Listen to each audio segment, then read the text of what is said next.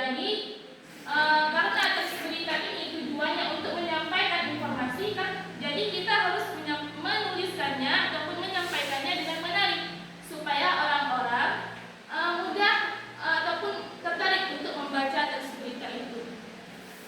Yang selanjutnya adalah sistematis, yaitu berurutan dan lengkap. Jadi jika kita ingin menceritakan suatu kejadian, maka jangan setengah-setengah, harus lengkap. Bahasa yang disampaikan ataupun yang digunakan harus mudah dipahami.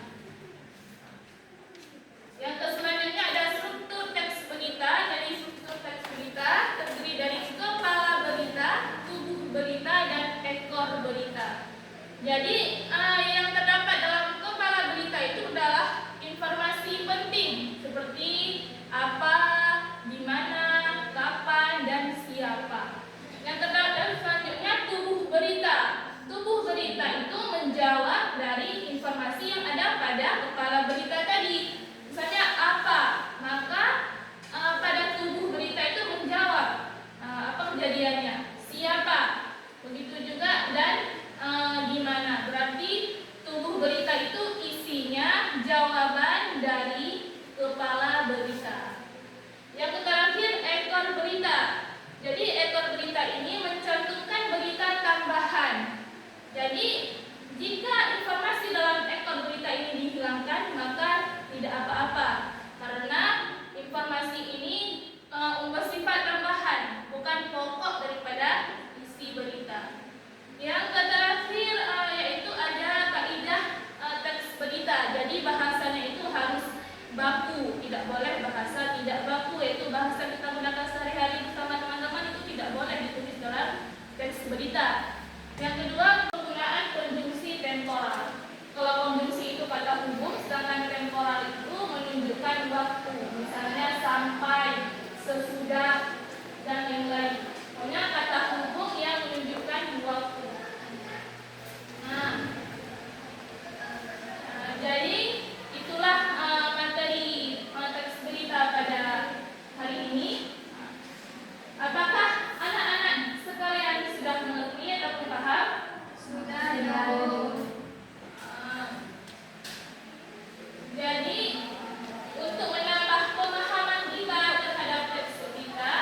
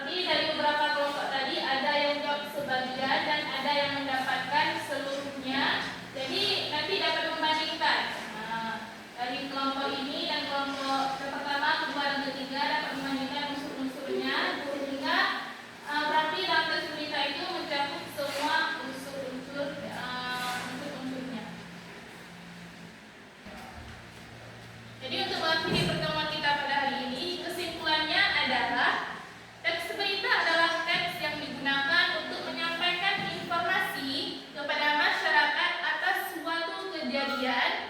Adapun dalam teks berita itu mencakup unsur yang biasa dikenal dengan 5W1H ataupun adik simbah, dan terdiri dari strukturnya juga ada kepala, tubuh, dan ekor berita, dan ada beberapa kaidah berita yang sudah Ibu jelaskan tadi. Baik.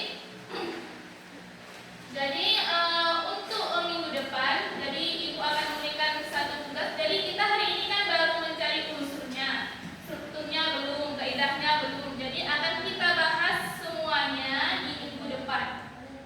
Jadi hari ini Ibu yang membawa teks berita, tetapi minggu depan kalian mencari teks berita bisa dari media cetak, koran, ataupun bisa cari di internet. Pokoknya minggu depan bawa teks berita dan kita akan menganalisis teks berita yang kalian bawa. Nanti minggu depan kita analisisnya struktur, kita analisis unsur lagi karena hari ini sudah selesai unsurnya. Baik, itu saja. Jadi tetap semangat. Jangan lupa tugasnya. Ibu akhiri